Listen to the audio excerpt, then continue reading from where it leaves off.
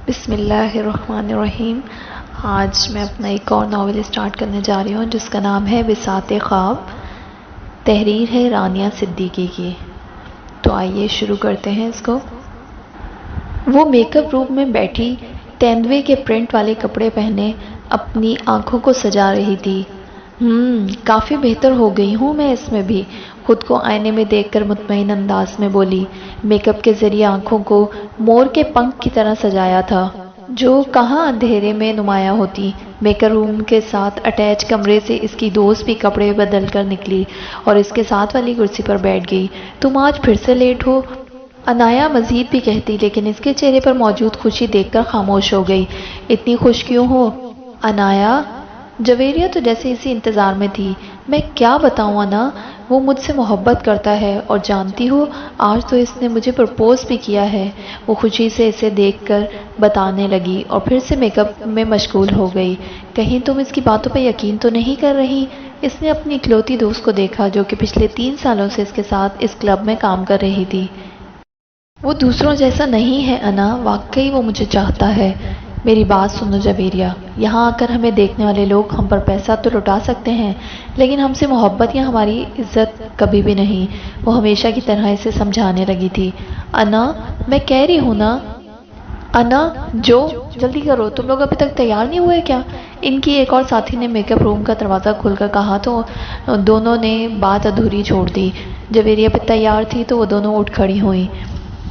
اسلام آباد میں موجود اس انٹرنیشنل کلب میں پاکستان کے نام نہاد بزنس مین سے لے کر بیرون ملک سے آئے انٹرٹینمنٹ کی تلاش میں ہر طرح کے لوگ موجود تھے۔ 24 گھنٹے کھلا رہنے والا اس کلب نے اصل میں رات کو ہی دن ہوتا تھا۔ ہر طرح کی شراب سے لے کر اسٹیج پر پرفارم ہونے والا رقص اور پھر پرائیویٹ رومز کی سہولت بھی موجود تھی۔ وہاں کام ملنا مشکل تھا۔ کوئی شریف لڑکی وہاں کام کرنا بھی کیوں چاہے گی؟ اس جگہ پہ کام کرنے والی لڑکیوں کی صرف 2 ہی وجوہات تھیں، یا تو وہ کوئی امیر زادی تھی اور شوقیہ وہ سب کرتی تھی، پھر انایا اور جویریہ کی طرح غریب تھیں اور زیادہ پیسوں کے چکر میں وہاں موجود تھیں۔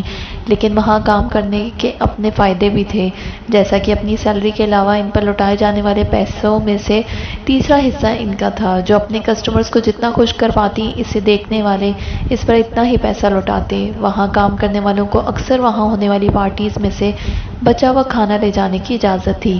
اس کے علاوہ ان پر کوئی زبردستی نہیں کی جاتی تھی۔ یہی وجہ تھی کہ وہ نہ تو شریف تھی اور نہ ہی داغدار۔ وہ اس وقت ایک پنجرے میں تھی۔ اس کا ایکٹ شروع ہو چکا تھا۔ اسٹیج پہ تمام روشنیاں بند تھیں سوائے ایک کے جو اس پر مرکوز تھی۔ باقی تمام لڑکیاں بھی اپنی پوزیشن سنبھال چکی تھیں۔ انایا اور تالیہ وہاں کی بہترین ڈانسر تھیں، وہ بھی اس کی طرح ایک پنجرے میں تھیں۔ انایا نے میوزک کے چلتے ہی اپنا رقص پیش کرنا شروع کیا۔ پنجرہ آہستہ آہستہ ہوا میں بلند ہونے لگا۔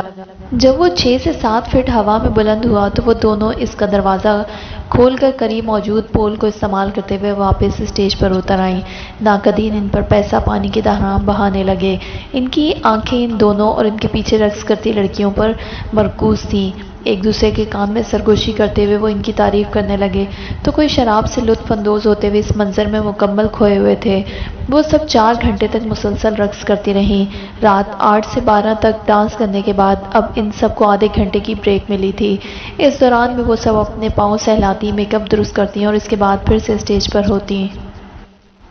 یار بس بہت دیر ہو گئی، اب میں گھر جا رہا ہوں، موم اور بھائی انتظار کر رہے ہوں گے۔ زید عباس اپنے عیاش دوستوں سے مل کر اب واپسی کے لیے تیار تھا۔ ارے یار کتنا ڈرتا ہے یہ اپنے بھائی سے، وہ 2 دن پہلے ہی لندن سے واپس آیا تھا، وہاں اعلیٰ تعلیم حاصل کر رہا تھا اور اب چھٹیوں میں واپس اپنے گھر لوٹا تھا۔ میں ڈرتا نہیں ہوں، عزت کرتا ہوں ان کی، وہ اپنے دوست کی بات پر الجھ کر بولا۔ ہاں ہاں پتہ ہے سب، تو گھر جا، ہم تو کلب جا رہے ہیں۔ تقی اپنے باقی دوستوں سے ہاتھ مارتا کہنے لگا۔ لندن میں اس نے بہت کلب دیکھے تھے، ایسا کچھ بھی یہاں نہیں تھا جو اس نے وہاں پر نہ دیکھا ہو۔ ٹھیک ہے تم لوگ جاؤ، وہ کندھے اچکا کر کہنے لگا۔ ارے دیکھا کہا تھا نا۔ اب کی بار جنید بھی ہنسنے لگا۔ تو جا بیٹا جا، جا کر اپنی حاضری لگوا، وہ اسے طنزیہ انداز میں کہنے لگے تو زید سر جھٹک کر رہ گیا۔ ان سے ملنا اب اسے ایک غلطی لگ رہا تھا، لیکن وہ تینوں اس کے پرانے دوست تھے۔ ویسے تجھے پتہ ہے ہم کہاں جا رہے ہیں؟ شیشہ کے کش لگاتے رضا نے پوچھا تو وہ ٹھنڈی آہ بھر کر رہ گیا۔ کہاں جا رہے ہو؟ آبسیڈین جنید نے ایسے کہا جیسے وہ کوئی بہت خاص چیز ہو۔ اس کے انداز پر زید بیجا ہنس دیا۔ ارے یار تو ہنس رہا ہے، پتہ ہے کتنی مشکل سے اس کے پاس ملے ہیں مجھے۔ تقی اپنے سرخ پڑتی آنکھوں سے اسے دیکھتا ہوا کہنے لگا، اس نے یہ نام اپنے سرکلز میں کئی بار سنا تھا لیکن وہاں کبھی جانے کا موقع نہیں ملا تھا۔ تم تینوں جا رہے ہو؟ ہاں، اگر تو چاہے تو ہمارے ساتھ چل، لیکن اگر تم نے اپنے بھائی سے فیڈر نہ پینا ہو تو۔ وہ اسے کہتے ہوئے پھر سے ایک دوسرے کو ہاتھ مار کر ہنسنے لگے اور زید انہیں بیزاری سے دیکھنے لگا۔ ٹھیک ہے، میں بھی چلوں گا۔ اس کے جانے کا کوئی دل نہیں تھا لیکن اب وہ مزید ان کی باتیں نہیں سن سکتا تھا۔ ارے اب تو برگر بوائے بھی چلنے کا کہہ رہا ہے، ٹھہر جاؤ تمہیں میں بتاتا ہوں۔ وہ چاروں اپنی دو گاڑیوں سے اترتے باہر کھڑے چوڑے شخص کو اپنے پاس دکھانے لگے۔ اندر داخل ہوتے ہی جیسے وہ لوگ کسی اور ہی دنیا میں قدم رکھ چکے تھے۔ کالے اور پرپل رنگ کا تھیم اس جگہ کو پراسرار بنا رہا تھا۔ زید وہاں چلتا میوزک سن سکتا تھا۔ دوسرے کلبز کی طرح وہاں کوئی شور نہیں تھا اور نہ ہی دھماکے دار میوزک۔ ایک لڑکی اچانک کسی سائڈ سے نکلی اور انہیں لے کر ایک صوفے کی طرف بڑھنے لگی۔ وہاں اور بھی کئی صوفے لگے ہوئے تھے جن کے سامنے ٹیبلز پر مختلف لوازمات موجود تھے۔ رضا تو آنکھیں پھاڑے اس لڑکی کو دیکھ رہا تھا۔ ہر ٹیبل سے کچھ دور ایک بیرا کھڑا تھا، کچھ پہ لڑکیاں اور کچھ پہ لڑکے، سبھی بلا کے خوبصورت۔ اس کے دوستوں کی طرح زید کے لیے بھی یہ پہلا تجربہ تھا۔ انہی کی عمر کا ایک لڑکا ان کے سامنے گلاس رکھ کر مختلف قسم کی شراب کی بوتلیں رکھنے لگا۔ یار تو کہہ رہا تھا کلب ہے، یہ تو مجھے ایکشن ہاؤس لگ رہا ہے۔ ارد گرد موجود سوٹڈ بوٹڈ لوگوں کو دیکھ کر جنید تقی سے پوچھنے لگا، پتہ نہیں یار، میرا ایک دوست ہے نا، وہ آیا تھا، کہہ رہا تھا کہ کلب کے 4 حصے ہیں۔ گراؤنڈ فلور پر کوئی اسٹیج ڈانس ہوتا ہے اور پہلے floor per we I Ps کا انتظام ہے۔ اس کی بات پر وہ تینوں سر اٹھا کر اوپر دیکھنے لگے جہاں پردے گرے تھے اور اندھیرے کی وجہ سے وہ کچھ نہیں دیکھ پا رہے تھے۔ اور دوسرے فلور کا راستہ الگ سے ہے جہاں نارمل کلب اور بار ہے۔ اور چوتھا حصہ؟ زید نے تجسس سے پوچھا۔ چوتھا حصہ بیسمنٹ میں ہے اور وہاں پرائیویٹ رومز ہیں۔ پرائیویٹ روم کیوں؟ رضا آنکھیں پھیلا کر پوچھنے لگا۔ اب یار یہ بھی کوئی پوچھنے کی بات ہے؟ اس کی بات پر رضا ہلکی سی سیٹی بجانے لگا اور ان دونوں کے چہروں پر بھی خباثت کے آثار نمایاں ہونے لگے۔ وہیں زید کچھ بے سکون ہونے لگا۔ اگر زیغم بھائی کو اس کی یہاں موجودگی کا معلوم بھی ہو گیا تو اسے کہیں کا نہیں چھوڑیں گے۔ ابھی وہ وہاں سے جانے کا سوچ ہی رہا جب اسٹیج کی ساری روشنیاں بند ہو گئیں اور وہاں گہرا اندھیرا چھا گیا۔ اسٹیج کے اندر سے 2 پنجرے باہر نکلنے لگے، لائٹ سب ان پر مرکوز تھیں۔ جب وہ مکمل باہر نکلے تو زید نے غور کیا، ان کے اندر کوئی لڑکی موجود تھی۔ وہ دونوں ایک ہی طریقے سے کھڑی تھیں، چست لباس ان کے قد و خال ظاہر کر رہا تھا۔ جیسے ہی میوزک بجنا شروع ہوا، ان دونوں نے بالوں کی اوٹ میں چھپا ہوا چہرہ اپنے حاضرین کی طرف موڑا۔ ان پر ڈالی جانے والی اس مدھم روشنی میں وہ اس کا چہرہ تو ٹھیک سے نہیں دیکھ سکتا تھا، لیکن ان میں سے ایک لڑکی نے اپنی آنکھوں کے گرد سانپ بنایا تھا اور دوسری نے مور کے پنکھ۔ اس کا دیکھنا کچھ ایسا تھا کہ زید کو اپنی دھڑکن رکتی ہوئی محسوس ہوئی۔ وہ اپنی بلدار گردن اکڑا کر سر کو ایک خم دینے لگی، جیسے وہ کہنا چاہ رہی ہو کہ ہاں میں جانتی ہوں تم وہاں ہو۔ کم از کم زید کو تو ایسا ہی لگا۔ میوزک تیز ہوتے ہی وہ پنجرے میں اپنا رقص پیش کرنے لگی۔ نہ جانے وہ کب تک وہاں رقص کرتی رہی۔ پھر پنجرے کا دروازہ اچانک کھلا اور وہ پول کو پکڑ کر اپنی ٹانگوں کا استعمال کرتے ہوئے بآسانی اسٹیج پر اتری۔ اس نے وہ سب اتنی مہارت اور آسانی سے کیا کہ زید کو بھی آسان لگنے لگا۔ جیسے ہی اس نے اپنے قدم جمائے، اسٹیج کے پیچھے سے پردہ اٹھا اور وہاں مزید لڑکیاں موجود تھیں اور وہ سب ان دونوں کا ساتھ دینے لگیں، لیکن زید کی آنکھیں تو جیسے صرف اس کے لیے تھیں۔ رقص ختم ہو چکا تھا اور وہ مبہم سر سے دیکھ رہا تھا۔ ارے ہوش میں آ، کہاں کھو گیا؟ تقی سے ہلانے لگا تو یکدم ہوش میں آیا۔ اسٹیج اب خالی تھا۔ وہ اپنے بالوں میں ہاتھ پھیرنے لگا۔ وہ چاروں وہاں سے نکلتے ہوئے آپس میں باتیں کر رہے تھے۔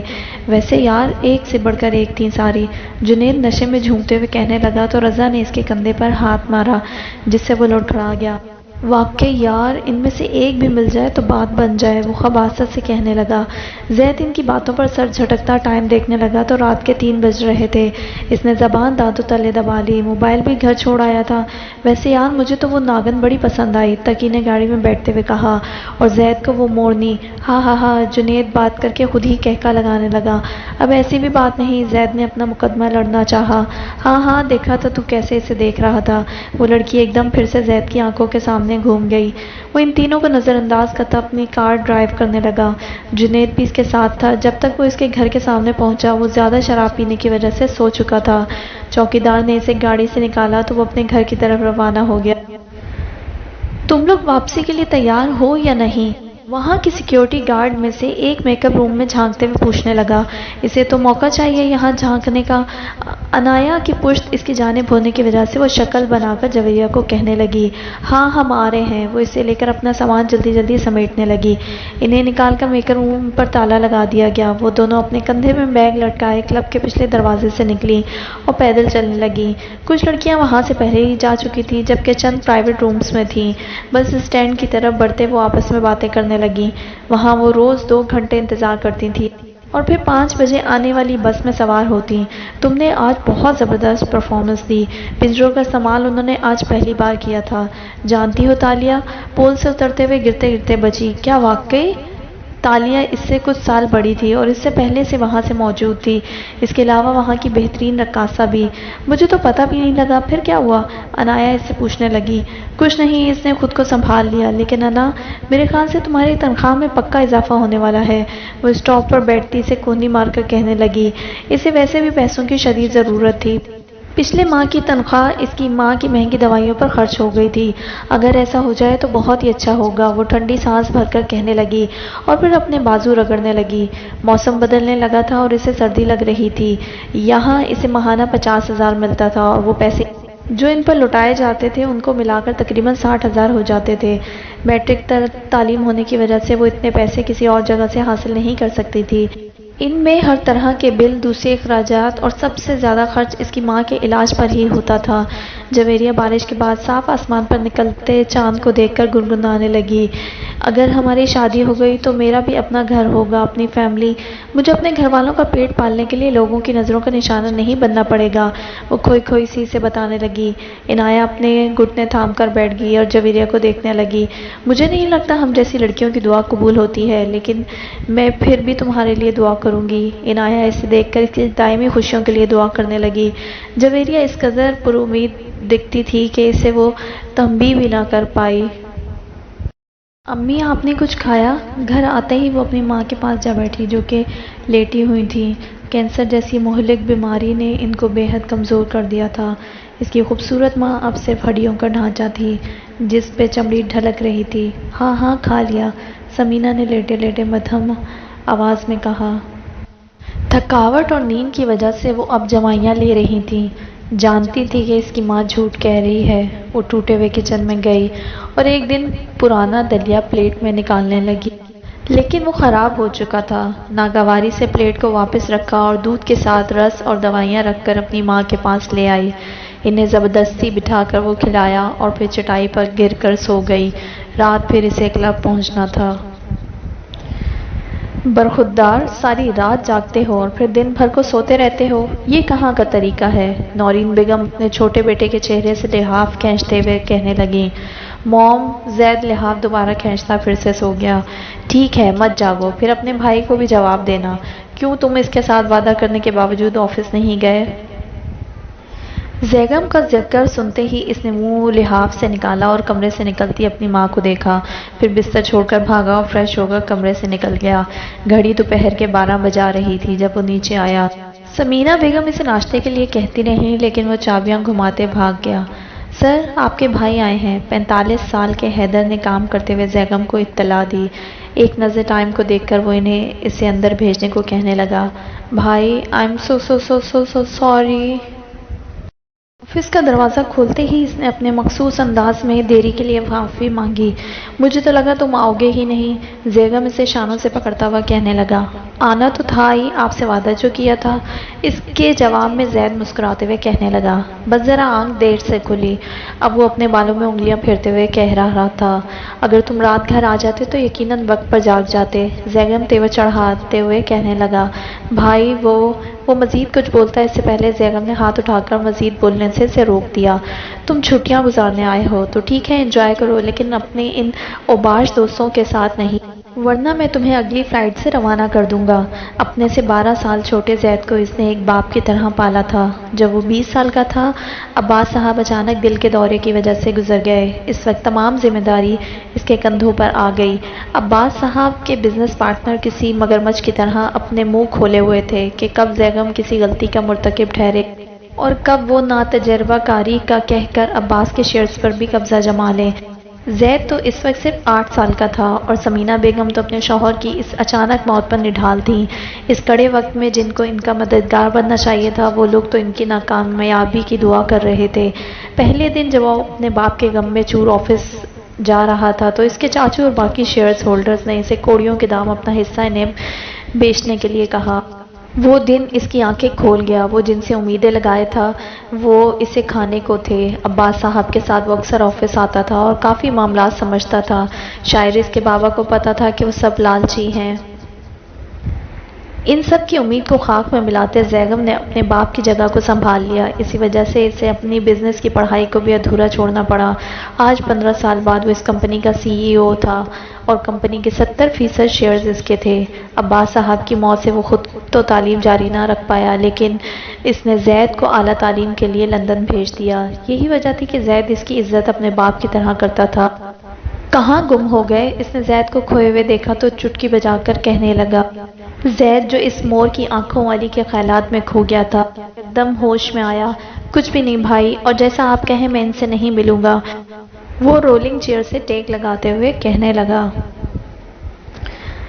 3 بج چکے تھے جب اسے کچن سے آتی آواز سے جاگ آئی۔ اس نے چارپائی پر دیکھا جو کہ اب خالی تھی۔ وہ پانی سے منہ دھو کر چھوٹا سا صحن پار کرتی کچن کی طرف گئی۔ ہلکی ہلکی بوندا باندی ہو رہی تھی اس لیے اس نے اپنی رفتار تیز رکھی۔ امی کیا کر رہی ہیں؟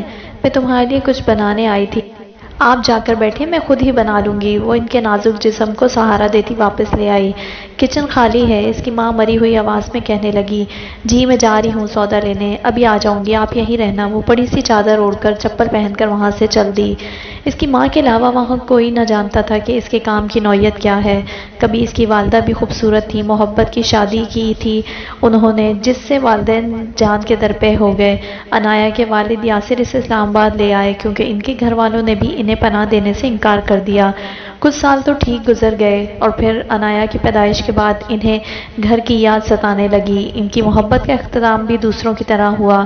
ایک ساتھ 3 طلاق دے کر وہ انہیں چھوڑ کر واپس چلے گئے۔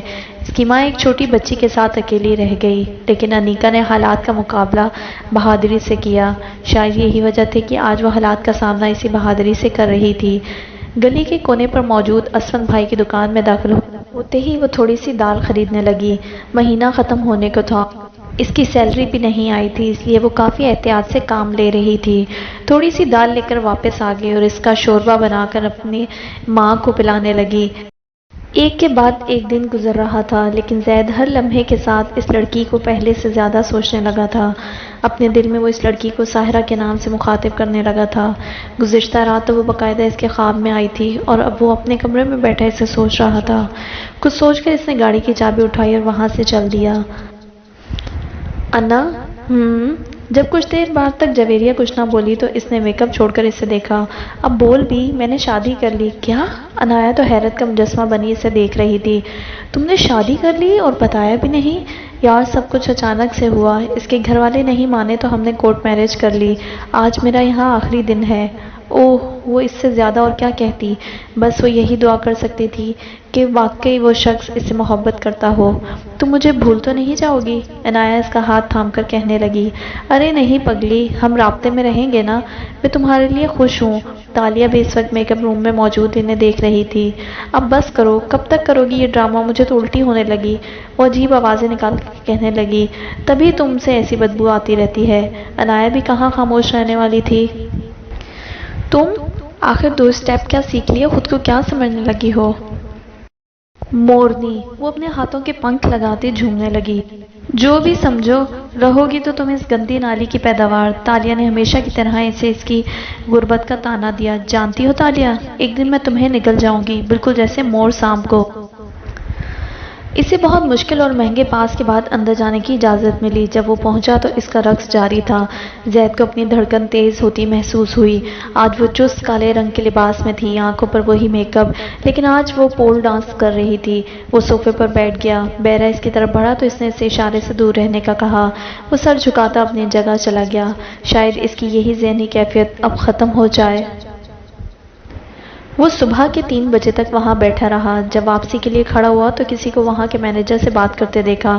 مجھے انا آج پرائیویٹ روم میں چاہیے۔ وہ اس کی آواز تو سن سکتا تھا لیکن وہ کس کے بارے میں بات کر رہے تھے نہیں جانتا تھا۔ سوری سر، انا پرائیویٹ ڈانس نہیں کرتی۔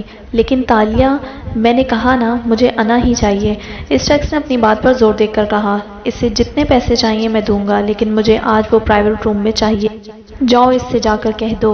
وہ شخص اپنا کوٹ درست کرنے لگا اور مینیجر وہاں سے چل دیا۔ نہ جانے یہ انا کون تھی لیکن وہ چپکے سے اس مینیجر کے پیچھے چل دیا۔ وہ ایک دروازے کے باہر رکا اور نوک کرنے لگا۔ انا باہر آؤ۔ وہ ایک پردے کے پیچھے سے سب دیکھ رہا تھا۔ اندھیرا ہونے کی وجہ سے اسے مزید آسانی ہو گئی تھی۔ کچھ دیر بعد دروازہ کھلا اور وہی لڑکی باہر آئی۔ وہ اس کے لباس کی وجہ سے اسے فوراً پہچان گیا۔ زیدی صاحب تم سے پرائیویٹ روم میں ملنا چاہتے ہیں۔ وہاں اسٹیج پر کسی کو بھی چھونے کی اجازت نہیں تھی۔ وجہ یہ تھی کہ وہ کلب انٹرنیشنل لیول پر کام کرتا تھا۔ وہاں کا مالک بھی کوئی گورا ہی تھا، لیکن پرائیویٹ رومز کا ایسا کوئی اصول نہیں تھا۔ میں نہیں جاتی پرائیویٹ رومز میں، تم جانتے ہو۔ پیشانی پہ بل سجائے وہ اسے کہنے لگی، میں جانتا ہوں لیکن وہ تمہیں منہ مانگی قیمت دینے کو تیار ہے۔ ایک پل کو تو اس نے سوچا لیکن پھر سر جھٹکنے لگی۔ تالیہ کو بھیج دو اس موٹے کے پاس۔ لیکن اسے تم پسند ہو، تم ہمارے مینیجر ہو کہ اس کے؟ کہا نا نہیں جاؤں گی۔ وہ آخری فیصلہ سنا کر واپس اندر چلی گئی اور وہ مینیجر واپس پلٹ گیا۔ انا، نائس نیم، زید مسکراتا ہوا سرگوشی کرنے لگا۔ اگلے دن وہ پھر آبسیڈین کلب موجود تھا۔ اسے لگا تھا یہ صرف دماغی فطور ہے لیکن اس کا دل انا کو دیکھنے کی چاہ کرنے لگا تھا۔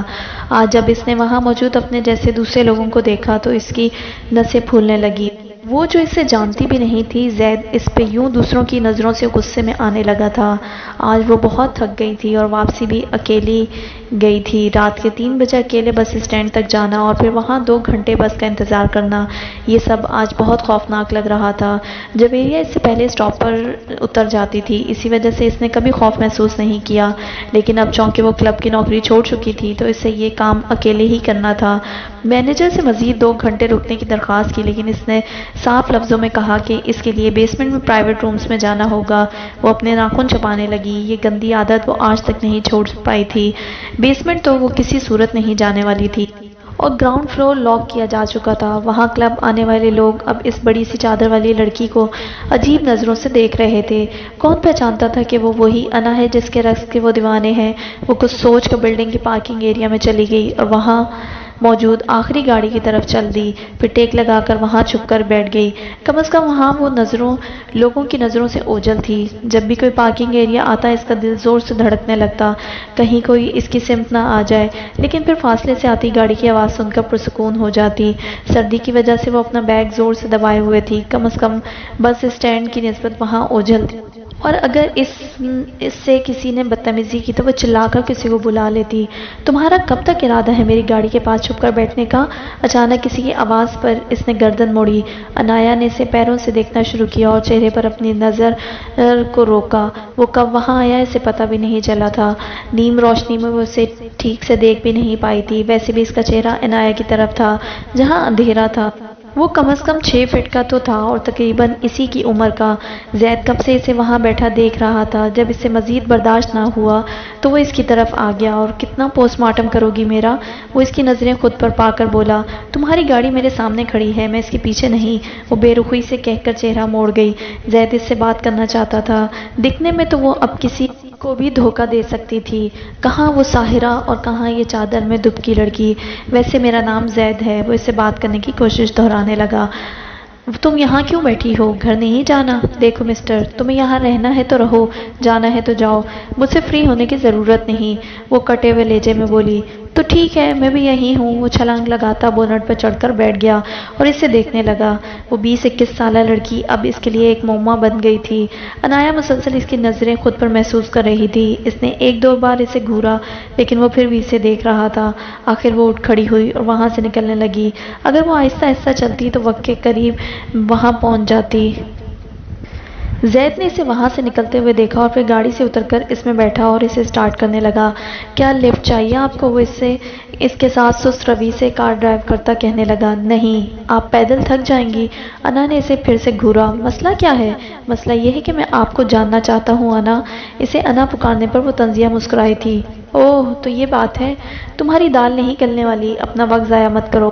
اور کسی اور کلب گرل کو لفٹ کا پوچھ لو، وہ سختی سے کہتی اپنے راستے ہوئی۔ ان امیر زادوں کو وہ اچھے سے سمجھتی تھی۔ ارے رکو، میں واقعی آپ میں دلچسپی رکھتا ہوں۔ اسے سمجھ نہیں آ رہی تھی کہ کیا کہے، سو یہ کہہ دیا، بہت رکھتے ہیں۔ پھر سے روکھے پن سے جواب دیا گیا اور پھر رفتار تیز کر دی۔ زید اس کے پیچھے جانا چاہتا تھا لیکن پھر کچھ سوچ کر گاڑی کا رخ موڑ لیا۔ آخر وہ یہ کیا کر رہا تھا؟ انایا نے کچھ دیر بعد پلٹ کر دیکھا تو اب وہ وہاں نہیں تھا۔ وہ سکون سے سانس لینے لگی۔ بس اسٹاپ پر پہنچ کر کچھ دیر انتظار کیا اور بس کے آتے ہی اس میں بیٹھ گئی۔ وہ چپکے سے گھر میں داخل ہوتا اپنے کمرے کی طرف بڑھنے لگا۔ جیسے ہی وہ ہال میں داخل ہوا ایک دم لائٹس آن ہوئیں اور وہاں کا ہر کونا روشنی سے نہا گیا۔ زید کی آنکھیں ایک دم چندھیا گئیں۔ پھر سامنے دیکھا تو بڑے سے فانوس کے نیچے رکھے گئے صوفے پر ٹانگ پہ ٹانگ جمائے زیغم اسے ہی دیکھ رہا تھا۔ اس کے تاثرات دیکھ کر صاف ظاہر تھا کہ وہ زید کی ان حرکتوں سے بالکل خوش نہیں تھا۔ بھائی آپ اس وقت یہاں؟ آج اسے اپنی خیر نہیں لگ رہی تھی۔ میرا بھی تم سے یہی سوال ہے زید عباس، پورا نام؟ مطلب بھائی واقعی ناراض ہیں، وہ دل میں کہنے لگا۔ وہ اپنے بالوں میں ہاتھ پھیرنے لگا۔ بھائی میرا دوست کچھ بیمار تھا۔ یہ کون سا دوست ہے جو روز رات کو بیمار ہو جاتا ہے؟ مطلب بھائی اس کے کل رات بھی دیر سے آنے سے واقف تھے۔ بھائی اصل میں وہ مزید کوئی بہانہ تراشتا اس سے پہلے اس نے ہاتھ اٹھا کر اسے خاموش کروا دیا۔ اگر تم مجھے سچ نہیں بتا رہے تو مطلب صاف ہے زید، تم کچھ غلط کر رہے ہو۔ میں نے تمہیں منع کیا تھا لیکن تم نہیں مانے۔ تم بالغ ہو اور میں تمہیں مجبور نہیں کر سکتا، لیکن صرف اتنا کہوں گا کہ تمہارے ان اقدام سے امی کو تکلیف پہنچتی ہے۔ اب تم اسے میری درخواست سمجھو یا تنبیہ، لیکن آئندہ ایسا نہ ہو۔ وہ اپنی بات مکمل کر کر اٹھا اور سیڑھیاں چڑھتا اپنے کمرے میں چلا گیا۔ زید نے پہلے سکون کی سانس لی، پھر شرمندگی کے احساسات نے اسے آ گھیرا۔ زیغم نے اس کے سامنے تو بات ختم کر دی لیکن زید کا یہ روز روز دیر سے آنا اسے کھٹک رہا تھا۔ وہ اس معاملے کو اتنی آسانی سے جانے دینے والا نہیں تھا۔ اگلے دن آفس جاتے ہی اس نے اپنی کمپنی کے لیے کام کرنے والی سیکیورٹی ادارے کو کال کی اور زید پر نظر رکھنے کو کہا۔ زید جب اگلی دوپہر جاگا اور ہال میں آیا تو سمینہ بیگم وہیں موجود تھیں۔ اسے دیکھ کر رخ موڑ لیا اور ملازمہ سے بات کرنے لگیں۔ واہ، اب موم کو بھی منانا پڑے گا۔ وہ ہم کلامی سے بات کرنے لگا اور پھر جا کر سمینہ بیگم کو گلے لگا لیا۔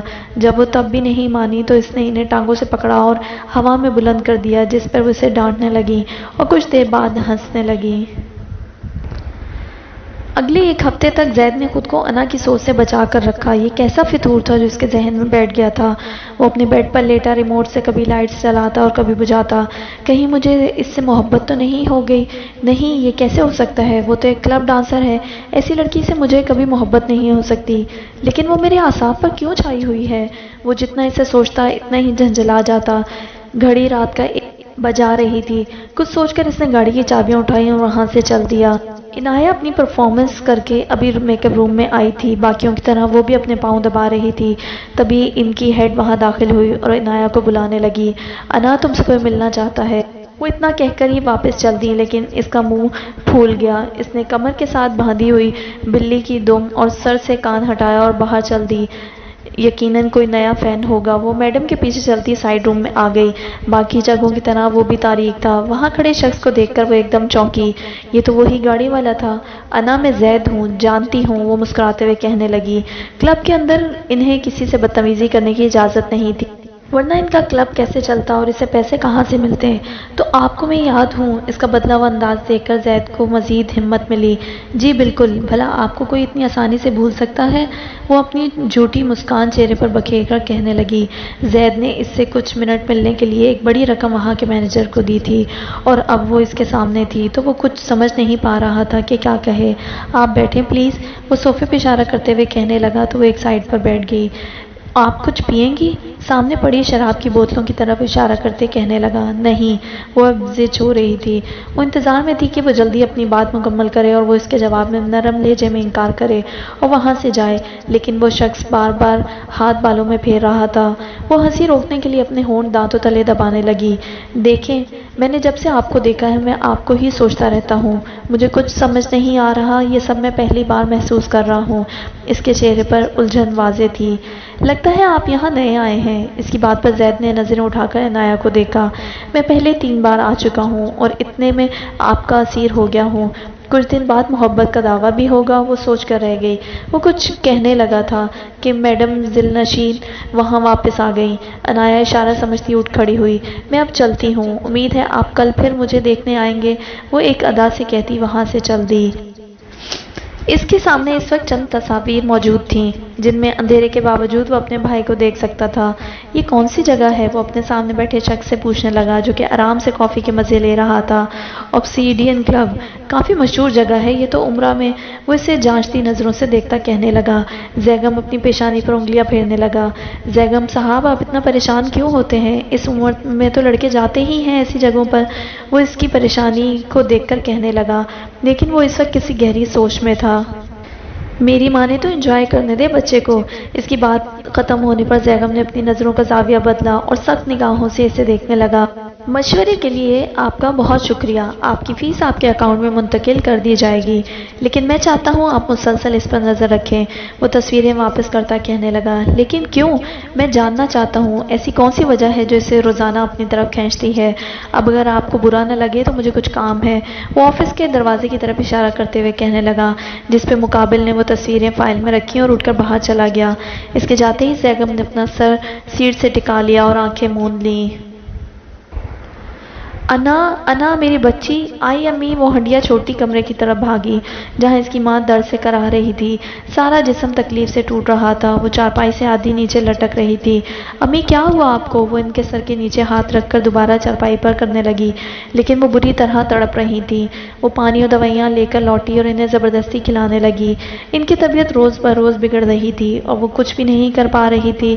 جب عنایا کی ماں کی طبیعت ٹھیک نہ ہوئی تو وہ گھر سے باہر بھاگی اور رکشہ کروا کر اپنی ماں کو ہاسپٹل لے گئی۔ موم جلدی کریں، وہاں بھی اتنا ٹائم لگے گا۔ زید سمینہ بیگم کو ان کے سالانہ چیک اپ کے لیے ہاسپٹل لے جا رہا تھا۔ زیگم نے صبح ہی یہ ذمہ داری اس پر لگائی تھی۔ آ گئی بیٹا جی، آ گئی۔ سمینہ بیگم چادر درست کرتی سیڑھیاں اترنے لگیں تو زید انہیں دیکھ کر پورش میں گاڑی سٹارٹ کرنے چلا گیا۔ آپ دیکھیں نا میری امی کو کیا ہوا ہے۔ بی بی جی آپ کو کتنی بار کہا ہے بنا فیس کے چیک اپ نہیں ہوگا، آپ انہیں کسی لاوارثوں کے ہسپتال لے جائیں۔ وہ کب سے وہاں سے گزرتی ہر ڈاکٹر اور نرس کی منتیں کر رہی تھی اور اب اس وارڈ بوائے کی بات سن کر اسے مانو آگ ہی لگ گئی۔ کیسے بے حسی تھی یہ، کیسے مسیحا۔ اس کی آنکھوں سے آنسو بہنے لگے۔ اسے لگا وہ پاگل ہو جائے گی تو وہ چیخنے لگی، نہیں ہے وہ لاوارث، نہیں ہے لاوارث۔ ارد گرد موجود لوگ اس پاگل لڑکی کو دیکھنے لگے لیکن کوئی مدد کو نہ آیا۔ اس کی ماں کب سے ہاسپٹل کے احاطے میں تڑپ رہی تھی پر وہاں ایسا کوئی نہ تھا جو بنا پیسوں کے اس کا علاج کرتا۔ انا، مانوسی آواز سن کر وہ پلٹی تھی۔ زید اس کے ملگجے ہولیے اور روتے ہوئے سرخ پڑتے چہرے کو دیکھنے لگا۔ کیا تم ٹھیک ہو؟ وہ بھی دوسروں کی طرح اس کی آواز سن کر متوجہ ہوا تھا۔ میری امی، ان کا علاج، پیسے۔ وہ بے بسی سے اسے سب بتانے لگی۔ ادائیگی ٹوٹ ٹوٹ کر ہو رہی تھی۔ زید اس کے الفاظ سے کچھ تو سمجھ ہی کیا تھا۔ چلو میں تمہاری مدد کرتا ہوں۔ عنایت نے ایک دم اسے حیرت سے دیکھا لیکن اگلے ہی لمحے کانپنے لگی۔ اس نے وہاں سے ایک قدم بھی نہیں اٹھایا تھا۔ وہ اس کی مدد کے بدلے اس سے مطالبے کا انتظار کر رہی تھی۔ جب اسے سمجھ آئی تو وہ نظریں چرا گیا۔ بدلے میں مجھے تم سے کچھ بھی نہیں چاہیے، صرف ایک دوستی۔ وہ خفیف سا مسکراتا کہنے لگا۔ پہلے تو اسے بے یقینی سے دیکھنے لگی، پھر سر ہلا کر اسے اپنے پیچھے آنے کا کہنے لگی۔ اس کی امی ٹھنڈے فرش پر پڑی تھی۔ اس نے اسٹریچر منگوایا اور ان کی فیس ادا کی۔ فیس ادا ہوتے ہی ایک وارڈ بوائے نے اسے وہاں سے لے گیا۔ شکریہ، وہ نگاہیں جھکائے کہنے لگی۔ ہم دوست ہیں تو اب دوستی میں اتنا تو چلتا ہے نا۔ وہ اس کی بات پر مسکرانے لگی جبکہ اس کا دماغ کہنے لگا کہ دوستی ہمیشہ برابر والوں میں ہوتی ہے، لیکن اس نے وہ سوچ جھٹک دی۔ جو بھی تھا اس وقت تو وہ اس کے لیے کسی فرشتے سے کم نہ تھا۔ زید کا فون بجنے لگا تو اس کی موم کا تھا۔ شاید وہ فری ہو گئی تھی اور اب اسے وہاں نہ پا کر کال کرنے لگی۔ چلو میں چلتا ہوں، آج رات ملیں گے۔ وہ ایک آنکھ دباتا مسکراتے ہوئے کہنے لگا اور وہ رات کے ذکر پر مسکرا بھی نہ پائی، اسے دیوار سے ٹیک لگا کر آنکھیں بند کر گئی۔ اسے جب سے عنایا کے حالات کا علم ہوا تھا وہ اس کے بارے میں مسلسل سوچ رہا تھا۔ ڈرائیونگ کرتے ہوئے بھی اس کا آنسوں سے تر چہرہ آنکھوں کے سامنے آ جاتا۔ اس کی بے رنگ زندگی کا اندازہ زید کو آج پہلی بار ہوا تھا۔ اس دن وہ بے صبری سے رات ہونے کا انتظار کرنے لگا۔ انا جیسے ہی اسٹیج سے اتری اسے ان کی میڈم دوبارہ اپنے کمرے میں لے گئیں۔ وہاں زید اس کا پہلے سے انتظار کر رہا تھا۔ تمہاری والدہ اب کیسی ہیں؟ بہتر ہیں۔ ان کی طبیعت کی خرابی کے باوجود اسے چھٹی نہیں ملی تھی۔ ویسے بھی ہفتے کے آخری دنوں میں وہاں رش زیادہ ہوتا تھا۔ زید کی دلچسپی کے ساتھ ساتھ اب ہمدردی بھی شامل ہو گئی تھی۔ وہ ان احساسات کو کچھ اور سمجھنے لگا تھا۔ مجھے اچھا نہیں لگا جب وہاں سب تمہیں دیکھتے ہیں، وہ اس سے جھجکتے ہوئے کہنے لگا۔ انایا اس کی بات سے ایک دم الرٹ ہوئی۔ وہ اس کی شکر گزار تھی لیکن بیوقوف نہیں۔ فوراً سمجھ گئی کہ یہ معاملہ کس طرف جا رہا ہے، لیکن خاموش رہی۔ زید کی نئی تصاویر اس کے سامنے تھیں۔ وہ پچھلے ایک ہفتے سے مسلسل رات باہر گزار رہا تھا اور اب وہ اس کی وجہ بھی جانتا تھا۔ عنایہ نام ہے اس کا، اوبسیڈین کے بہترین ڈانسر ہے۔ آپ کا بھائی روز ڈانس ختم ہونے کے بعد اس سے ملتا ہے۔ اس لڑکی نے اسے اپنے شہر میں گرفتار کر لیا ہے۔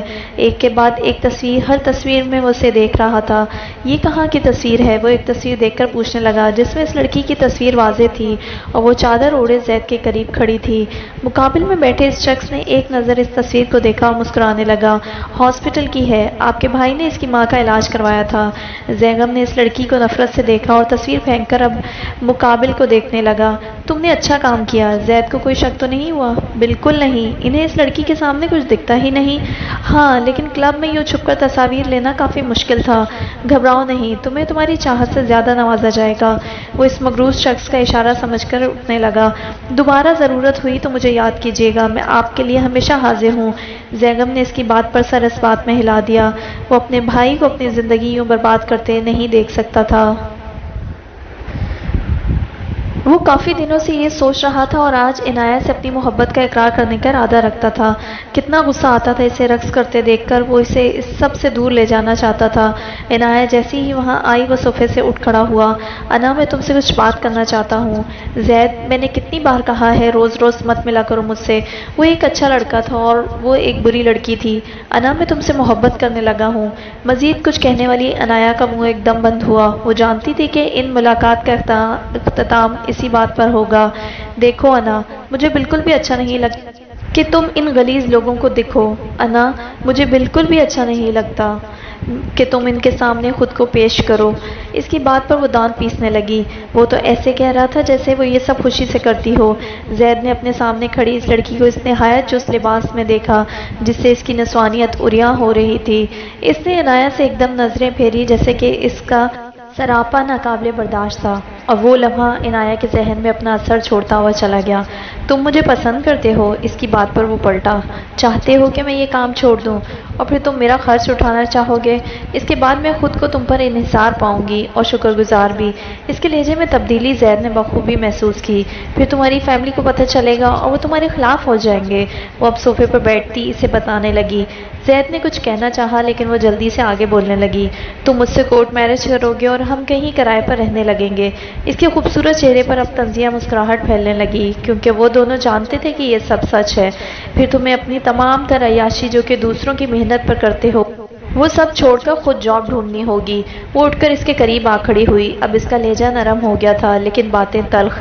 پھر تمہیں احساس ہوگا کہ تم نے کتنی بڑی بے وقوفی کی ہے اور تم اپنی فیملی کے پاس واپس جانے کے لیے تڑپنے لگو گے، اور یوں یا تو تم مجھے طلاق دے دو گے یا تو سرے سے بیوی ماننے سے انکار کر دو گے۔ محض کچھ منٹوں میں اس نے زید کے آنے والی کئی سالوں کا نقشہ اسے کھینچ دیا تھا۔ جانتے ہو کیوں زید؟ کیونکہ تمہیں لگتا ہے تم محبت کرتے ہو۔ یہ صرف وقتی احساس ہے، میں تمہیں کبھی نہیں چھوڑوں گا۔ عنایہ نے اس کی بات انسنی کی اور وہاں سے چل دی۔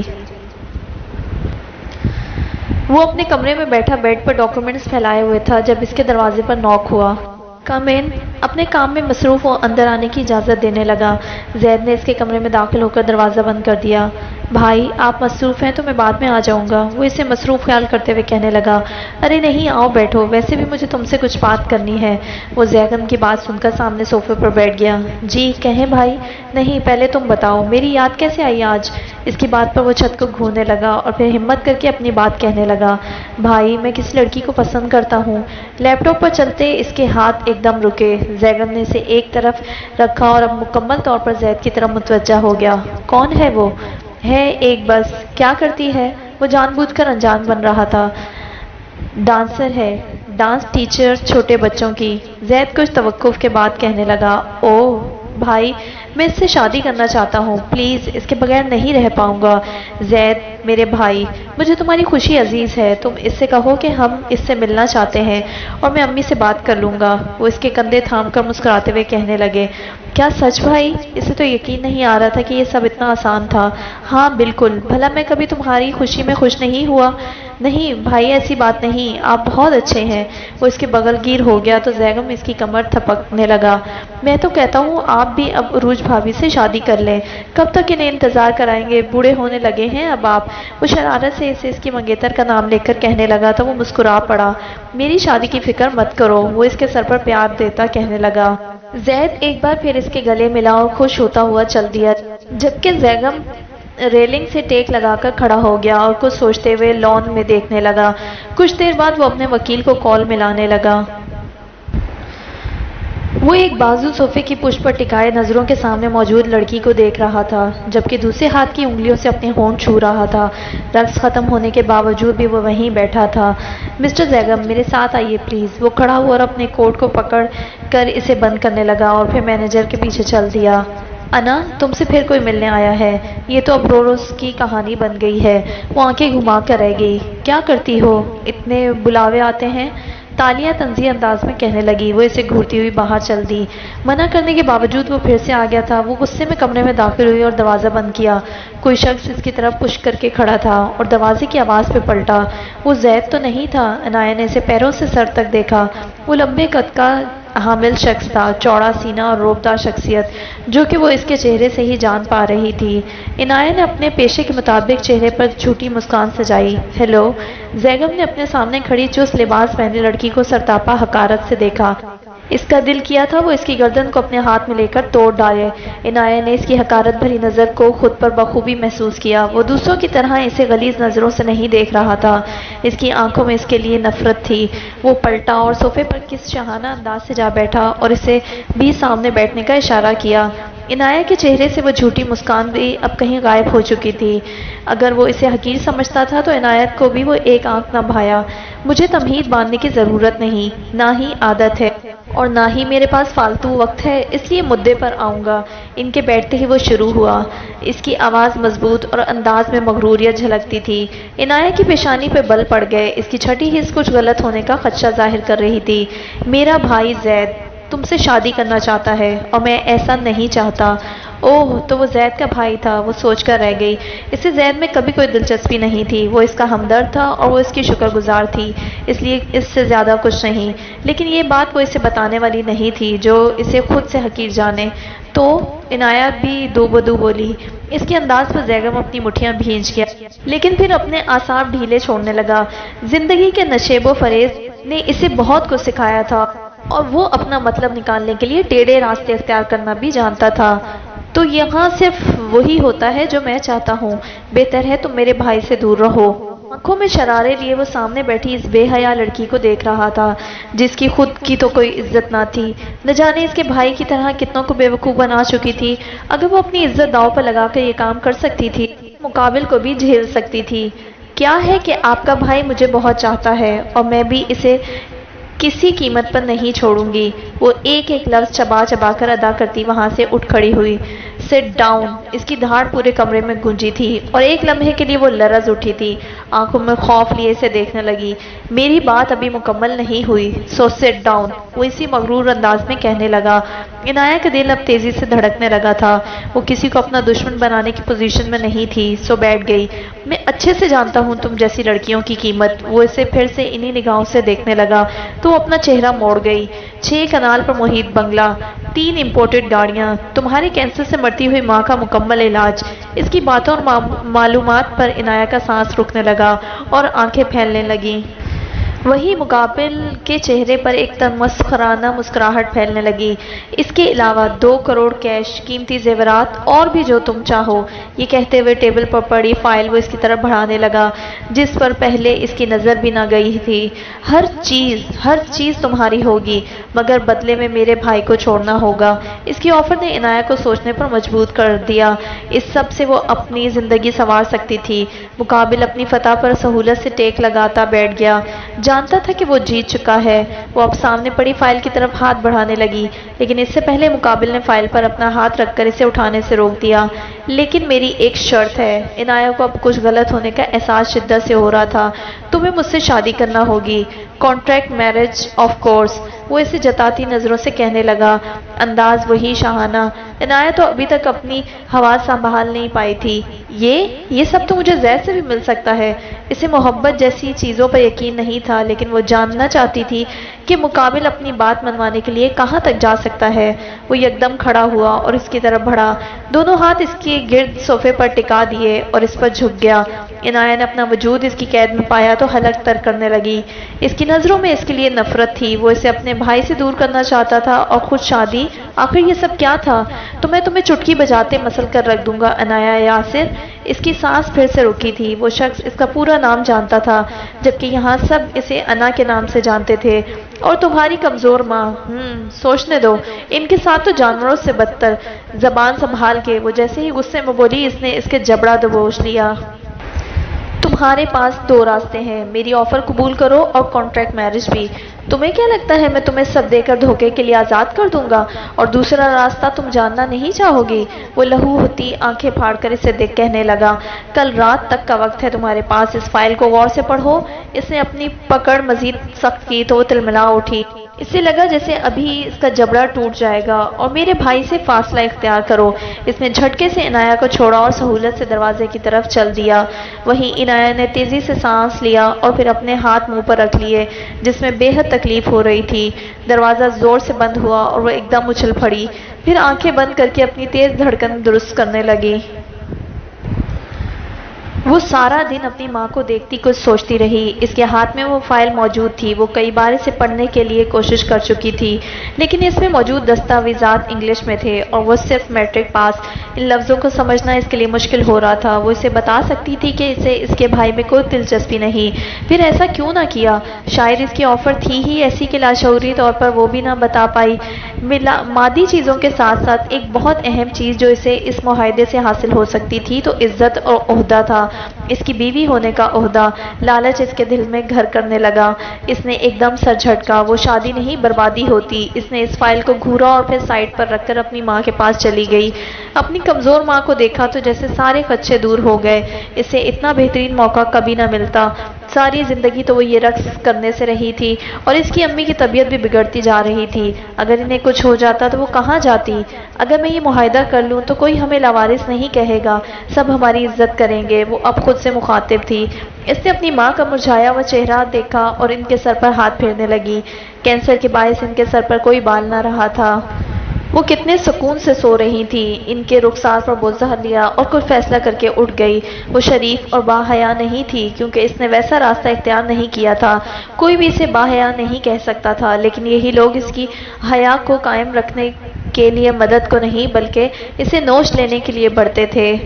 تو وہ بھی کیوں ان کی نظروں کے لیے بھوکا مرتی؟ وہ کام جیسا بھی تھا اسے چار دیواری کا تحفظ فراہم کرتا تھا۔ کسی سے شادی اس کے لیے حل نہیں تھا، وہ ایک جوا تھا۔ لیکن کانٹریکٹ میرج پر ایک الگ کہانی تھی۔ اسے وہ سب ملتا جس کی اسے ضرورت اور خواہش تھی۔ زیگم کے کہنے پر وہ کسی کام سے کراچی گیا تھا اور پھر ایک دن بعد واپس لوٹا تھا۔ اس ایک دن میں اس نے انا کو کوئی لاکھوں بار یاد کیا تھا، اور اب تو اس کی خوشی کا کوئی ٹھکانہ نہ تھا۔ آخر یہ خوشخبری انا کو بھی سنانی تھی۔ رات کے 8 بجتے ہی وہ اوبسیڈین پہنچ گیا۔ اسٹیج سے پردے جیسے ہی ہٹے وہ روز کی طرح اپنے رقص کا جادو بکھیرنے کے لیے وہاں موجود تھی۔ میوزک اور اس کا رقص شروع ہو چکا تھا۔ میوزک کی تال پر رقص کرتی عنایہ پہ اس کے مداح پانی کی طرح پیسہ بہا رہے تھے۔ وہیں ہمیشہ کی طرح زید اس پر سب سے زیادہ پیسہ لٹا رہا تھا، اس سوچ کے ساتھ کہ شاید وہ کل ایسا نہ کرے۔ میوزیم ختم ہوتے ہی اس نے ایک آخری پوز کے ساتھ اپنے رقص کا اختتام کیا۔ تم یہ سب چھوڑ کیوں نہیں دیتی؟ وہ جیسے ہی میکر روم کی طرف جا رہی تھی روز کی طرح وہاں اس کے پیچھے آیا۔ زید، میں نے تمہیں آنے سے منع کیا تھا۔ میں تمہیں چاہتا ہوں انا، تمہیں اپنی عزت بنانا چاہتا ہوں۔ اب کی بار وہ غصے سے اسے دیکھنے لگی۔ کیا مقام ہے تمہارا؟ تم اپنے بھائی کے پیسے مجھ پر نچھاور کرنے والے، تمہارے پاس اپنا کیا ہے؟ وہ استہزائی انداز میں کہنے لگی۔ زیگم دروازے کے پیچھے کھڑا ان کی ہر بات سن رہا تھا۔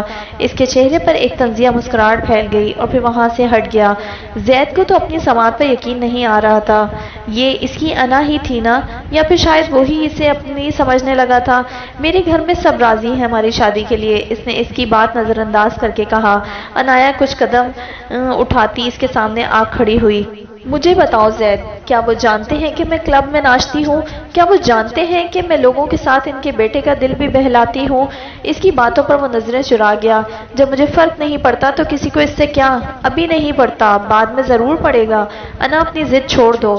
نہیں، تم ضد چھوڑ دو اور جاؤ یہاں سے۔ تم تو میرا اصل نام تک نہیں جانتے، اپنی اس وقتی دلچسپی کو محبت سمجھ بیٹھے ہو۔ اور ویسے بھی جب تم سے کئی گنا امیر لوگ مجھ سے محبت کے دعوے دار ہیں تو میں تم پر وقت ضائع کیوں کروں؟ اسے اس شخص کے ساتھ ایسا کرتے ہوئے بالکل بھی اچھا نہیں لگ رہا تھا، لیکن ان دونوں کے لیے یہی بہتر تھا۔ اب کی بات زید کو بھی غصہ آنے لگا۔ تو یہ سب پیسوں کے لیے؟ ہاں، اب جاؤ یہاں سے، اس نے بنا کسی تعصب کے کہا، لیکن مقابل کے دل پر کتنی گہری چوٹ تھی یہ وہی جانتا تھا۔ تم پچھتاؤ گی اپنے فیصلے پر، وہ دل برداشتہ سا کہتا وہاں سے چل دیا۔ زید جا کر بری طرح سے اپنا ہاتھ گاڑی پر مارنے لگا۔ انا کا دل رو رہا تھا اسے دکھ دے کر، لیکن وہ خود کو یہی سمجھا رہی تھی کہ وہ درست کر رہی ہے۔ میرے خیال سے تم فیصلہ کر چکی ہو۔ جہاں کچھ دیر پہلے زید کھڑا تھا اب وہیں زیگم موجود تھا۔ اپنا سامان لے آؤ، ہم یہاں سے جا رہے ہیں۔ وہ تھکے ہوئے انداز میں چلتی میک اپ روم میں چلی گئی اور کپڑے بدل کر چہرہ میک اپ سے پاک کرنے لگی۔ تم کہاں جا رہی ہو؟ ابھی تو بس 12 بجے ہیں۔ عالیہ نے اسے تیاری کرتے دیکھا تو پوچھنے لگی، جہنم میں جا رہی ہوں، چلو گی تم میرے ساتھ؟ وہ پلکیں پٹ پٹاتی مصنوعی مسکراہٹ سجائے کہنے لگی، ویسے ایک بات تو بتاؤ، ایسا کیا کیا ہے اس لڑکے کے ساتھ جو تمہارے آگے پیچھے گھومتا ہے؟ کچھ مجھے بھی بتاؤ، وہ اس سے رازدارانہ انداز میں پوچھنے لگی، جبکہ عنایہ کا ابھی بس نہیں چل رہا تھا کہ وہ غائب ہو جائے۔ وہ غصے سے وہاں سے اٹھی اور دروازے کی طرف بڑھی۔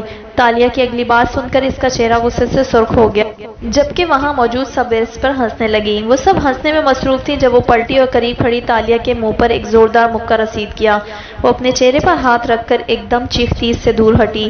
خون اس کی ناک سے بہتا ہاتھ سرخ کرنے لگا تھا، جبکہ باقی سب لڑکیاں پریشانی سے وہاں کھڑی تھیں۔ ان کا شور سن کر دروازہ کھولتی میڈم اندر داخل ہوئیں اور عنایہ پھرتی سے وہاں سے چلتی بنی۔ تالیہ کو اس کی جگہ پہنچا کر وہ اب کافی بہتر محسوس کر رہی تھی۔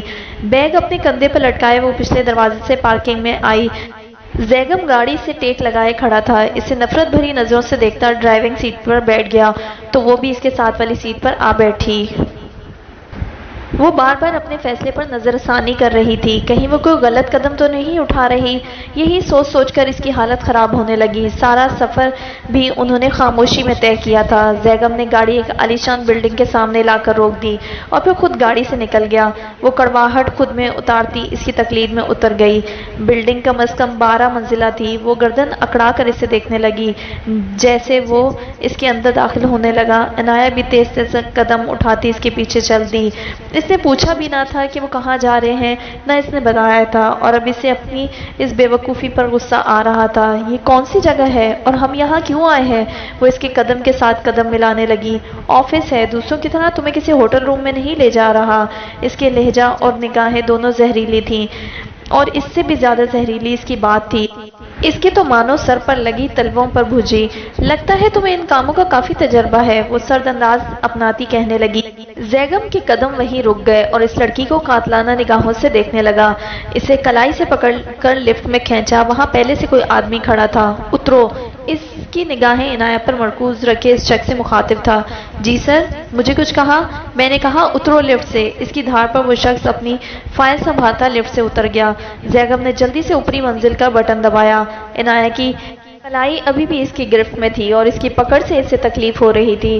چھوڑو میرا بازو۔ جیسے ہی لفٹ کے دروازے بند ہوئے اس کی کلائی کی جگہ اب گردن زیگم کے ہاتھ میں تھی۔ انا کا سر بری طرح سے لفٹ سے ٹکرایا اور دبی سی چیخ اس کے لبوں سے نکل پائی۔ اسے خاموش رہنے کا حکم دیا گیا۔ انا، عنایہ نے اس آواز پر تب سے پہلی بار سر اٹھا کر دیکھا تو ایک کرسی کے فاصلے پر کوئی اور نہیں بلکہ زیدی صاحب بیٹھے تھے، جو کہ جب بھی کلب آتے تھے اس سے پرائیویٹ روم میں ملنے کی ضد کرتے تھے۔ زیگم، تم اس لڑکی سے شادی کرنا چاہتے ہو؟ وہ عنایہ کی طرف اپنی موٹی انگلی سے اشارہ کر کے ایسے کہنے لگا جیسے وہ کوئی ہوائی مخلوق ہو۔ اس کے لہجے پر عنایہ صرف آنکھیں گھما کر رہ گئی۔ کیا آپ کو کوئی مسئلہ ہے؟ کانٹریکٹ پڑھتے زیگم نے تیور دکھاتے ہوئے پوچھا۔ ہاں، نہیں، میرا مطلب زیگم یہ اچھی لڑکی نہیں، وہ اسے ایک ہمراز کی طرح بتانے لگا۔ اور آپ کو کیسے پتا؟ کہ میں ایک اچھی لڑکی نہیں انکل؟ تب سے خاموش بیٹھی عنایہ نے معصومیت سے سوال کیا تو وہ اسے ایسے دیکھنے لگا جیسے اس کے سر پر سینگ ہو۔ زیگم بھی اب ابرو اچکا کر اپنے وکیل کو دیکھنے لگا تو وہ بوکھلا اٹھا۔ زیگم؟ زیدی صاحب نے اپنی دھسی ہوئی آنکھوں سے زیگم کو دیکھا۔ میرے خیال سے آپ جائیں، میں خود ہی سائن کروا لوں گا۔ میری بات مانو، اس لڑکی کے جال میں مت آؤ۔ زیدی صاحب، میری اتنی فکر کرنے کے لیے شکریہ، پر میں اپنا فیصلہ خود کر سکتا ہوں۔ وہ اسے باہر کا راستہ دکھاتے ہوئے کہنے لگا۔ نہیں، میں ٹھیک ہوں، کانٹریکٹ کی بات کرتے ہیں۔ زیگم نے ایک ٹھنڈی آہ بھری اور کانٹریکٹ اسے سمجھانے کے لیے کہنے لگا۔ اس کانٹریکٹ کے مطابق اس سب کے بارے میں تم دونوں اور میرے علاوہ کسی کو نہیں بتایا جائے گا۔ مس عنایہ یاسر، نکاح ہوتے ہی اس کانٹریکٹ پر آپ دونوں دستخط کریں گے، جس کے مطابق زید عباس سے دور رہنے کی مد میں آپ کو مالی مدد دی جائے گی۔ اب وہ ایک پروفیشنل وکیل کی طرح بات کر رہا تھا، جبکہ عنایہ اور زیگم دونوں کی نظریں ایک دوسرے پر مرکوز تھیں۔ 7 کنال پر مشتمل 2 بنگلے، 2 کروڑ جو کہ آپ کے اکاؤنٹ میں ٹرانسفر کیے جائیں گے، اس کے علاوہ امپورٹڈ گاڑیاں، یہ سب آپ کو دیا جائے گا، لیکن شادی کے 5 سال کے بعد۔ کیا 5 سال بعد؟ کیوں؟ وہ یہ شخص سن کر سیدھی ہو بیٹھی۔ اتنے عرصے میں وہ اپنا گزارا کیسے کرے گی؟ سکون سے بیٹھو اور اسے اپنی بات مکمل کرنے دو۔ اس کا دل تو تھا ٹیبل پر جو کچھ تھا اس کے سر پر دے مارے، پر خاموش ہو گئی۔ زیدی کو اشارہ کیا تو وہ اپنی بات مکمل کرنے لگا۔ 5 سال بعد اس لیے کیونکہ آپ دونوں کی شادی کا عرصہ 5 سال پر محیط ہوگا۔ اس کے بعد طلاق کے ساتھ یہ سب آپ کو خود ہی منتقل ہو جائے گا۔ طلاق کے بعد آپ دونوں جو بھی کریں کوئی کسی کا پابند نہیں ہوگا۔ ان 5 سال کے دوران زیگم عباس عنایہ یاسر کا مکمل مالی تعاون کریں گے، مطلب تمام اخراجات برداشت کریں گے۔ آپ کی ماں کا علاج کرایا جائے گا، اور چونکہ زیگم صاحب کا ایک مقام ہے اس لیے آپ اس عرصے میں کسی سے ناجائز رشتہ نہیں رکھ سکتی۔ آخری بات اس نے عنایہ کو گھورتے ہوئے کہی۔ اس کے بعد زیگم اسے باقی کی شرائط بتانے لگا۔ یہ شادی سب کو اصل لگنی چاہیے۔ اگر 5 سال پہلے تم نے کسی سے کوئی رشتہ بنایا تو یہ کانٹریکٹ ٹوٹ جائے گا۔ اگر طلاق کا فیصلہ کیا تو بھی کانٹریکٹ ختم ہو جائے گا، اور اگر میرے بھائی کو مائل تو بھی اس صورت میں تمہیں ایک پھوٹی کوڑی نہیں ملے گی، بلکہ تم اور تمہاری ماں پر کیے گئے تمام اخراجات تمہیں مجھے واپس کرنے ہوں گے۔ اپنی بات مکمل کر کے وہ اطمینان سے کرسی کے پشت سے ٹیک لگا کر بیٹھ گیا، اور عنایہ ایک نئی سوچ میں گرفتار ہو گئی۔ اسے اس شخص کو صرف 5 سال جھیلنا ہوگا، مطلب وہ طلاق کے وقت 26 سال کی ہوگی اور مالی طور پر مستحکم بھی۔ یہ بات اس کے لیے خوشی کا باعث تھی۔ ناجائز رشتہ نہ اس کا پہلے کسی سے تھا، نہ اسے کوئی ایسا رشتہ بنانا تھا، اور زید میں تو اسے پہلے سے بھی کوئی دلچسپی نہیں تھی۔ اسے ان شرائط سے کوئی مسئلہ نہیں تھا۔ وہ اپنے دان پیسنے لگا تو عنایہ مسکراتی ہوئی اس کی طرف جھکی۔ آخر یہ شادی سب کو اصل لگنی چاہیے نا؟ وہ آنکھوں میں معصومیت سجائے کہنے لگی۔ زیدی بھی زیگم کو دیکھنے لگا تو وہ دان پیستے زیگم نے اسے انگلی کے اشارے سے یہ شک بھی لکھنے کو کہا، لیکن پھر بھی ایک مسئلہ اسے مل ہی گیا۔ اگر میں ان 5 سالوں میں کسی سے کوئی رشتہ نہیں رکھوں گی تو یہ بھی نہیں رکھے گا، یہ بھی نہیں رکھے گا، وہ زیگم کی طرح اشارہ کرتے ہوئے کہنے لگی۔ اسے زج کرنے پر اپنی کامیابی پر وہ خوب خوش ہوئی۔ جہاں وہ ان 5 سالوں کو آسان سمجھ رہی تھی، وہیں وہ ان 5 سالوں کو اس کے لیے ایسا بنا دینے کا ارادہ رکھتا تھا کہ اسے اپنے وجود پر بھی افسوس ہوتا۔ تو ٹھیک ہے، کل نکاح کے ساتھ تم دونوں اسے معاہدے پر دستخط کرو گے، زیدی صاحب اپنا گلا صاف کرتے ہوئے کہنے لگے اور وہاں سے چلے گئے۔ گھڑی کی طرف دیکھا تو رات کا 1 بج رہا تھا۔ تم جا سکتی ہو، میرا ڈرائیور تمہیں چھوڑ دے گا، وہ اس پر نظریں جمائے کہنے لگا تو وہ بھی اٹھ کھڑی ہوئی۔ ٹھیک ہے، کل ملیں گے، وہ اسی طرح مسکراہٹ اچھالتی چلی گئی۔ جب گھر پہنچی تو انیکا حسب معمول سو رہی تھی۔ وہ بھی اپنی چارپائی پر لیٹ گئی، لیکن نیند آج اس سے کوسوں دور تھی۔ سورج طلوع ہونے لگا تو وہ ناشتہ بنانے لگی۔ اتنی دیر میں انیکا بھی جاگ چکی تھی۔ وہ ان کے پاس بیٹھ کر ناشتہ کرانے لگی۔ مشکل سے ہی انہوں نے کچھ نوالے کھائے ہوں گے۔ برتن واپس رکھ کر وہ ان کا ہاتھ تھام کر بیٹھ گئی۔ امی، آپ کو مجھ پر یقین تو ہے نا؟ اس کے انداز پر انیکا بیگم عجیب نظروں سے دیکھنے لگی۔ خود سے زیادہ، انہوں نے محدود جواب دیا۔ امی، وہ نہ میں شادی کر رہی ہوں۔ وہ جلدی سے بات مکمل کر کے انہیں دیکھنے لگی۔ اس کی سوچ کے برعکس ان کے چہرے پر مسکراہٹ پھیل گئی۔ مجھے خوشی ہے تم نے اپنے لیے بھی کچھ سوچا میری بچی۔ وہ کانپتا ہوا ہاتھ اس کے سر پر رکھ کر پیار دینے لگی۔ امی، ہم آج ہی شادی کر رہے ہیں۔ اب کی بار وہ مزید جھجکتے ہوئے بولی تو اس کی ماں کے تاثر کچھ بدلے۔ اتنی جلدی کیوں؟